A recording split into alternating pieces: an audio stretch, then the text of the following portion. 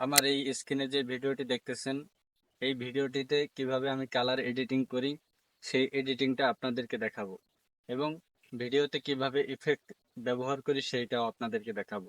Professional ভাবে আপনারা TikTok এবং ইউটিউব রিলস, ফেসবুক রিলসে আপনারা এটা ব্যবহার করতে পারবেন এবং অন্যান্য ভিডিওতে এরকম ভাবেই সেম ভাবেই আপনারা ব্যবহার করতে পারবেন। তো চলুন মোবাইল স্ক্রিনে দেখে নেওয়া যাক। তো প্রথমে ক্যাপকাট অ্যাপসটি ওপেন করে নিউ প্রজেক্টে ক্লিক করে তারপরে আপনার মূল ভিডিওটি সিলেক্ট করে নেবেন। আপনার মূল ভিডিওটি সিলেক্ট হওয়ার পরে আপনি কেটে নেবেন বাড়তি অংশ। প্রথমে আপনি বাড়তি অংশ কেটে নেবেন। আমি বাড়তি অংশটুকু কেটে নিলাম, একটু ডিলিট করে দেব। ডিলিট করে দেওয়ার পরে ওই সাইডে ক্যাপকাট লোগোটি কাটতে হবে। আমি এখন ক্যাপকাট লোগোটি কেটে দিলাম। ক্যাপকাট লোগোটি কেটে দেওয়ার পরে দেখেন আমি কি করি, আমি বাড়তি অংশ ওই সাইডের বাড়তি অংশটুকু কেটে দিলাম। কেটে দেওয়ার পরে ভিডিও ইফেক্টে ক্লিক করলাম। ভিডিও ইফেক্টে ক্লিক না করে আপনি প্রথমে ফিল্টারে ক্লিক করবেন। ফিল্টারে ক্লিক করার পরে আপনি এখান থেকে এই ইফেক্টটা করে নেবেন। এই ইফেক্টটা করে নিলে আপনার ভিডিওটি সুন্দর হবে। দেখুন আমি কত সুন্দর করে আমার এই ভিডিওটি এডিট করতেছি। দেখেন।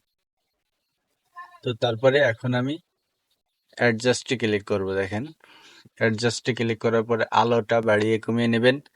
আলোটা বাড়িয়ে কমিয়ে নেওয়ার পরে আপনি এখানে ক্লিক করে এখানে সুন্দরভাবে আলোটা বাড়িয়ে কমিয়ে নেবেন।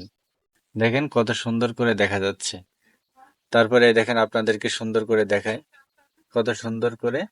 এরপরে এসে HSL এখানে ক্লিক করবেন। ক্লিক করে আপনার বাড়িয়ে কমিয়ে নেবেন।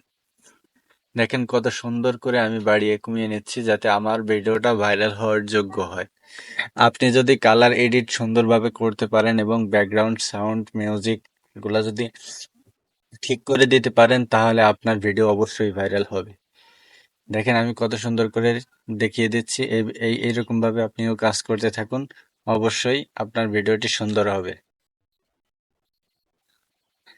এরপর এখানে কেটে কেটে নিতে হবে আপনার ভিডিওতে বডি ইফেক্ট লাগানোর জন্য, যাতে আপনার ভিডিওটি আরো সুন্দর হয়। যেহেতু টিকটক ভিডিও বা ইউটিউব শর্টস বা ফেসবুকে আপনি ব্যবহার করবেন।